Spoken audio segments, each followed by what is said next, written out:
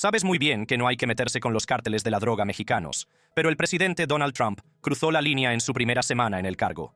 Se avecina una guerra y ya hemos empezado a contar los cadáveres. La Fuerza Delta, los boinas verdes del ejército, el equipo SEAL de la Marina. ¿Serán capaces de salvar a todos del peligro inminente si sus propias vidas corren peligro? Míralo para descubrir qué ha llevado a esta escalada impactante, cómo están respondiendo los cárteles y si esta guerra cambiará para siempre el futuro del tráfico de drogas. Trump declara la guerra a los cárteles. El 20 de enero de 2025, el presidente Donald Trump emitió una orden ejecutiva en la que pedía que se designara a los cárteles de la droga mexicanos como organizaciones terroristas extranjeras. Esto dio autorización a fuerzas especiales como la Fuerza Delta para perseguir a estos cárteles de la droga, utilizando todos los medios necesarios para aniquilar sus cadenas de suministro de droga a los Estados Unidos. Trump. Además, ordenaré al Departamento de Defensa que haga un uso adecuado de las fuerzas especiales, la guerra cibernética y otras acciones abiertas y encubiertas para infligir el máximo daño a la infraestructura y las operaciones de los líderes de los cárteles. Este vídeo se hizo viral en Internet el año pasado, y para empeorar aún más las cosas para estos cárteles, la administración Trump también prometió firmar una ley para que los traficantes de drogas y de personas sean condenados a muerte. Trump. Por último, como he dicho antes, pediré al Congreso que apruebe una ley que garantice que los traficantes de drogas y de personas sean condenados a muerte. Los cárteles de la droga y sus aliados en la administración Biden tienen en sus manos la sangre de millones de personas. Millones y millones de familias y personas están siendo destruidas. Se trataba de una amenaza abierta de la administración Trump a los cárteles, y estos iban a responder de la mejor manera que saben, con violencia brutal. A principios de febrero, un ganadero de la frontera de Texas fue asesinado cerca de la frontera por un presunto artefacto explosivo improvisado del cártel. Antonio Céspedes Saldierna, de 74 años, trabajaba a ambos lados de la frontera y, según los informes, conducía por su rancho cuando chocó con un artefacto explosivo que detonó. El comisionado de Agricultura de Texas, Sid Miller, anunció que la mortal explosión es una clara señal de la creciente amenaza de las actividades de los cárteles a lo largo de la frontera sur e instó a los ganaderos de la zona a extremar la precaución. El hijo de Saldierna, Ramiro Céspedes, veterano del ejército de los Estados Unidos que resultó herido por un artefacto explosivo improvisado durante una misión, se quedó conmocionado al enterarse de la muerte de su padre en su país natal. Al comentar el ataque, Ramiro insistió en que se trataba de un acto terrorista y que, como tal, debía ser tratado como tal. Además, los agentes fronterizos han recibido advertencias sobre el aumento de las amenazas de los cárteles después de que la administración Trump designara a algunos de ellos como organizaciones terroristas extranjeras. La situación se está intensificando y, por desgracia, estos cárteles están descargando su ira sobre personas inocentes, incluso estudiantes. A principios de marzo, los cadáveres descuartizados de 9 estudiantes desaparecidos fueron hallados en San José Miahuatlán, en la frontera entre los estados de Puebla y Oaxaca, a unos 280 kilómetros de Ciudad de México. Las autoridades informaron de que los estudiantes habían sido dados por desaparecidos 3 días antes de que se encontraran sus restos mutilados en un coche abandonado en la carretera. Los cadáveres en descomposición de 5 estudiantes fueron hallados bajo una lona empapada en sangre, mientras que los otros 4 estaban retorcidos dentro del maletero del coche. A cada estudiante le habían cortado las manos y las habían metido en una bolsa, que luego fue introducida en el maletero del coche junto a la carretera. Las autoridades locales sospechan que se trata de un acto perpetrado por cárteles de la droga, que siguen lanzando advertencias de que no se debe meter con ellos. Algunos de los cadáveres no pudieron ser identificados debido al estado en que se encontraban, pero entre los que aún eran reconocibles se encontraban Brenda Mariel, de 19 años, Leslie Noya Trejo, de 21, Raúl Emanuel, de 28, y Rolando Armando. Las autoridades creen que podrían producirse más ataques como este, por lo que es fundamental que todo el mundo se mantenga a salvo mientras Estados Unidos intensifica su guerra contra los cárteles. Quizás el dato más intrigante de todo esto es la participación de la Fuerza Delta. La Fuerza Delta contra los cárteles. La Fuerza Delta, también conocida como Delta Force o Grupo de Aplicaciones de Combate, es una fuerza de operaciones especiales del Ejército de los Estados Unidos bajo el control operativo de los Comandos de Operaciones Especiales Conjuntas. La fuerza tiene una reputación cada vez mayor en la lucha contra el terrorismo, el rescate de rehenes, la acción directa y el reconocimiento especial. a menudo contra objetivos de alto valor. La Fuerza Delta pertenece a las unidades de misiones especiales de primer nivel del ejército estadounidense, encargadas de llevar a cabo las misiones más complejas, secretas y peligrosas, según las órdenes del presidente de los Estados Unidos y el secretario de Defensa. A lo largo de los años, el Departamento de Defensa ha controlado estrictamente toda la información sobre la Fuerza Delta y sus actividades, rechazando todas las entrevistas públicas, a menos que la unidad forme parte de una operación importante o haya fallecido algún miembro de la unidad. Son conocidos por ser despiadados y brutales en sus operaciones, y la mayoría de la gente cree que son la mejor baza del país para causar el máximo daño a los cárteles mexicanos. La información más reciente que se ha compartido con el público sobre esta fuerza es la incursión de octubre de 2019.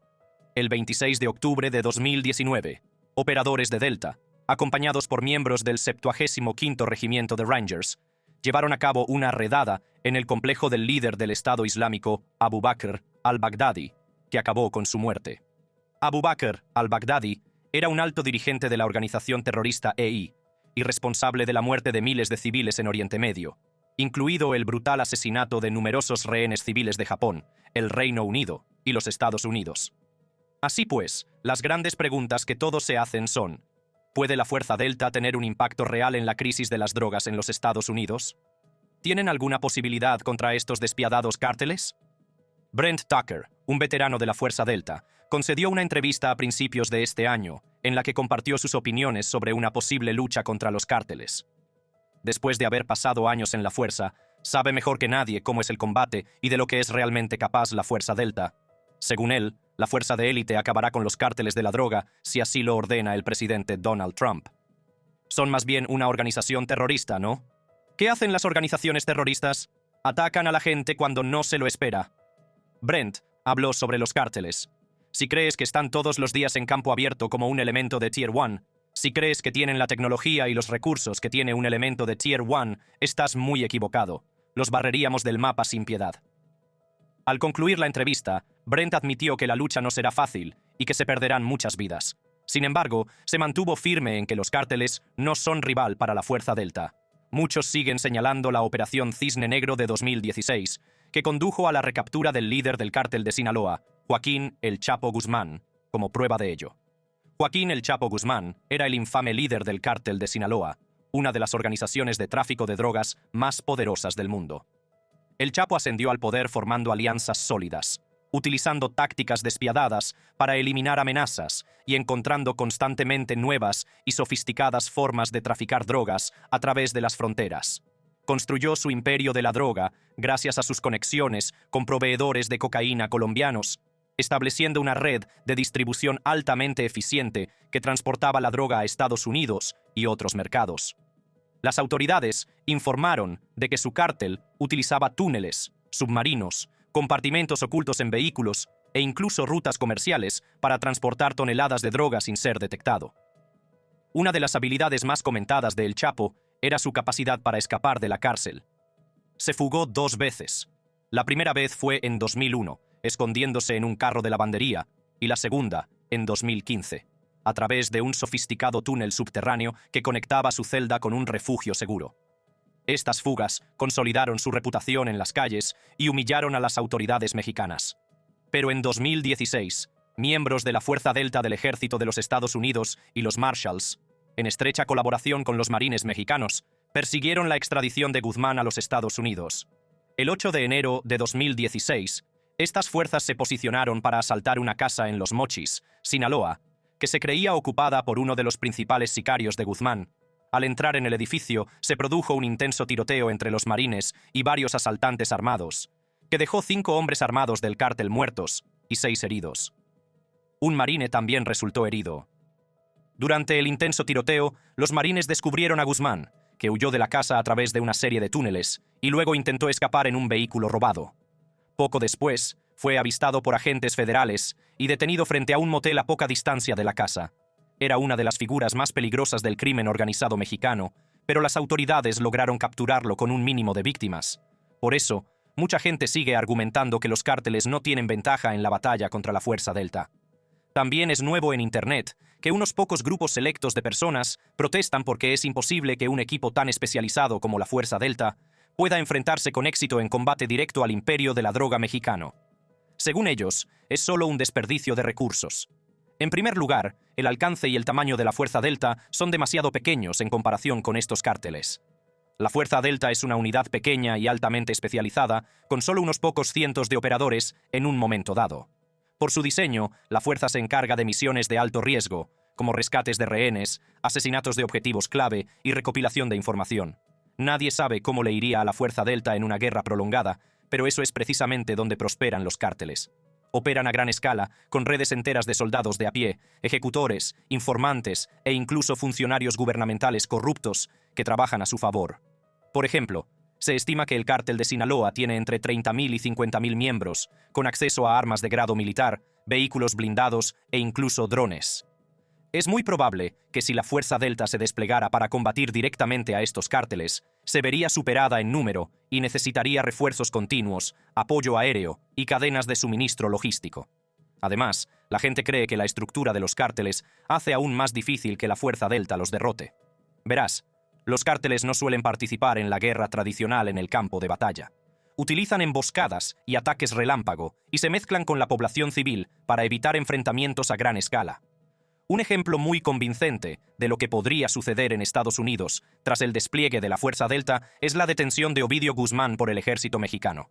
En 2019, el ejército mexicano intentó arrestar a Ovidio Guzmán, hijo de El Chapo, en Culiacán, pero el cártel de Sinaloa respondió lanzando un ataque en toda la ciudad, tomando rehenes, incendiando vehículos e incluso superando en armamento al ejército mexicano.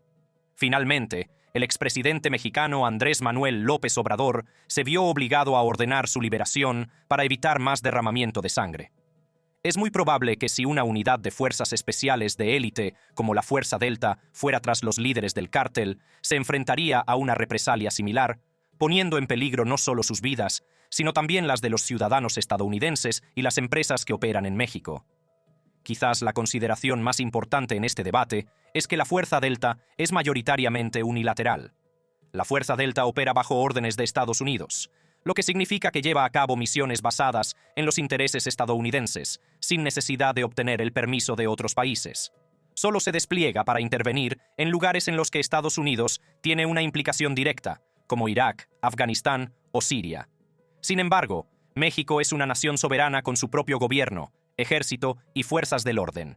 Enviar tropas estadounidenses a territorio mexicano para luchar contra los cárteles sin la aprobación de México podría considerarse un acto de guerra, lo que dañaría gravemente las relaciones entre Estados Unidos y México. Incluso si México aprobara tal misión, se necesitaría un esfuerzo coordinado entre los gobiernos, las agencias de inteligencia y las fuerzas militares, lo que haría poco realista una operación unilateral de la Fuerza Delta. Otro obstáculo muy importante para cualquier intervención militar estadounidense es el nivel de influencia de los cárteles en la política mexicana. A lo largo de los años, hemos visto numerosos informes que revelan cómo el dinero de los cárteles ha financiado campañas políticas, sobornado a altos funcionarios e incluso infiltrado a las fuerzas del orden. Si se desplegara la Fuerza Delta contra los cárteles, no solo se enfrentaría a los soldados de los cárteles, sino también a la resistencia de políticos corruptos, las fuerzas del orden locales e incluso elementos del ejército comprometidos. Y esto, como muchos sostienen, no es tarea de la Fuerza Delta. ¿Cómo podría ganar el cártel? En 2023, una nueva investigación demostró que el cártel es el quinto mayor empleador de México. Esto hace que el problema sea aún más difícil de resolver para el gobierno de Estados Unidos, ya que ya no se trata solo de un desafío militar, sino también socioeconómico y político. Y la historia ha demostrado una y otra vez que las intervenciones a gran escala y contundentes contra grupos como este suelen tener consecuencias no deseadas. Esto se ve claramente en la guerra contra los talibanes en Afganistán. Según el proyecto Costs of War del Instituto Watson de la Universidad de Brown, Estados Unidos gastó más de $2 billones en la guerra de Afganistán, desplegó tecnología militar avanzada y llevó a cabo miles de ataques aéreos, pero los talibanes permanecieron intactos y finalmente recuperaron el control total en agosto de 2021, tras la retirada estadounidense. La razón es sencilla. Los talibanes estaban profundamente integrados en la sociedad afgana. Proporcionaban gobernanza, recaudaban impuestos e incluso gestionaban un sistema judicial paralelo en las zonas que controlaban. Informes de organizaciones como el Inspector General Especial para la Reconstrucción de Afganistán, SIGAR, de Estados Unidos, y la Brookings Institution detallan cómo fracasaron los intentos de Estados Unidos de desmantelar a los talibanes porque el grupo no era solo una fuerza militar, sino también una entidad económica y política. Los cárteles mexicanos tampoco son muy diferentes. Hemos visto que no son solo organizaciones criminales, sino que proporcionan medios de vida, infraestructuras e incluso gobernanza en zonas abandonadas por el Estado. Fíjese en Pablo Escobar en su apogeo en Colombia. Su cártel no se limitaba a traficar con drogas, sino que construía viviendas, escuelas e incluso un zoológico. Lo mismo está ocurriendo en muchas partes de México, donde los cárteles financian servicios públicos, suministran alimentos a comunidades en dificultades y ofrecen protección en lugares donde la aplicación de la ley es inexistente o corrupta. Desde el punto de vista económico, eliminar una estructura que da empleo a cientos de miles, si no millones, de personas provocaría una crisis de desempleo que ni México ni Estados Unidos están preparados para afrontar en este momento. Se estima que el tráfico de drogas mueve más de 30.000 millones de dólares al año y que un gran porcentaje de este dinero circula por las economías locales. En la mayoría de los lugares de México, el dinero de los cárteles es lo único que mantiene a flote los negocios. Y muchos argumentan que desmantelar una organización como esta empujaría a más personas a situaciones desesperadas, lo que alimentaría aún más la delincuencia en lugar de erradicarla. Además, desde el punto de vista político, cualquier intervención militar estadounidense a gran escala en México provocaría casi con toda seguridad una resistencia nacionalista, tanto del gobierno como del pueblo mexicano, independientemente de su opinión sobre los cárteles. México siempre ha sido muy protector de su soberanía, y cualquier intervención militar directa de Estados Unidos se consideraría una invasión, lo que provocaría una reacción violenta generalizada. México aún recuerda la guerra entre México y Estados Unidos de 1846, en la que Estados Unidos se apoderó de casi la mitad del territorio mexicano. Lo lamentan como una tragedia nacional, por lo que la sugerencia de una acción militar estadounidense en suelo mexicano, ya sea para combatir a los cárteles o por otras razones, se enfrenta a una fuerte oposición tanto del gobierno como de la población. El jueves 20 de febrero de 2025, la presidenta de México advirtió a Estados Unidos que su país nunca toleraría una invasión de su soberanía nacional y prometió emprender nuevas acciones legales contra los fabricantes de armas estadounidenses tras la designación de los cárteles como organizaciones terroristas por parte de Trump. Estas declaraciones fueron la última respuesta a la administración del presidente Donald Trump tras la creciente presión sobre México para que detuviera el tráfico de drogas ilegales y la migración. Pero la designación no puede ser una oportunidad para que Estados Unidos invada nuestra soberanía, declaró la presidenta Claudia Sheinbaum en una rueda de prensa. Pueden llamarlos a los cárteles como quieran, pero con México es colaboración y coordinación, nunca subordinación o intervencionismo, y menos aún invasión. Los 8 grupos latinoamericanos de narcotráfico designados como organizaciones terroristas incluyen bandas mexicanas como los cárteles de Jalisco Nueva Generación y Sinaloa, 2 de las organizaciones criminales más poderosas y violentas del país. Para proteger aún más a su país, Sheinbaum dijo que presentará al Congreso una reforma constitucional para proteger la integridad, la independencia y la soberanía de la nación, incluso contra la violación de su territorio por tierra, aire o mar. Aún así, Trump sigue presionando a México y advierte de que, si no se toman más medidas para detener a estos cárteles, impondrá aranceles de hasta el 25% a los productos mexicanos. Nuevos informes procedentes de México afirman que cada año se introducen de contrabando en el país entre 200.000 y 750.000 armas fabricadas por armeros estadounidenses, que a menudo se utilizan para cometer delitos. A diferencia de Estados Unidos, México tiene leyes estrictas de control de armas, y es casi imposible que los civiles puedan comprarlas legalmente. El país solo tiene una tienda de armas legal, situada en Ciudad de México, y comprar un arma es un proceso que incluye exhaustivos controles de antecedentes y permisos. A pesar de estas prohibiciones, estos despiadados cárteles consiguen armarse con armas de gran potencia, en gran parte gracias al tráfico ilegal de armas procedentes de Estados Unidos. A menudo compran estas armas legalmente en Estados Unidos, especialmente en estados fronterizos como Texas y Arizona, y luego las introducen de contrabando en México. Esto sigue alimentando las tensiones entre ambos países, ya que México culpa a las laxas leyes estadounidenses sobre armas de fuego de contribuir a la violencia de los cárteles, mientras que Estados Unidos ha presionado a México para que tome medidas enérgicas contra el tráfico de drogas. Otras noticias procedentes de México revelan que la presidenta Sheinbaum no declarará la guerra a los cárteles de la droga, pero se ha alejado del enfoque de abrazos y no balas de su predecesor, que se centraba en abordar las causas de la delincuencia en lugar de recurrir a la fuerza. Así pues, su gobierno sigue incautando grandes cantidades de droga y enviando más tropas a la frontera con Estados Unidos. A cambio, Trump ha aceptado retrasar un mes los aranceles a México. Por muy difícil que sea la situación actual, el expresidente mexicano Andrés Manuel López Obrador habría causado más problemas a la administración Trump en esta lucha para frenar el tráfico de drogas.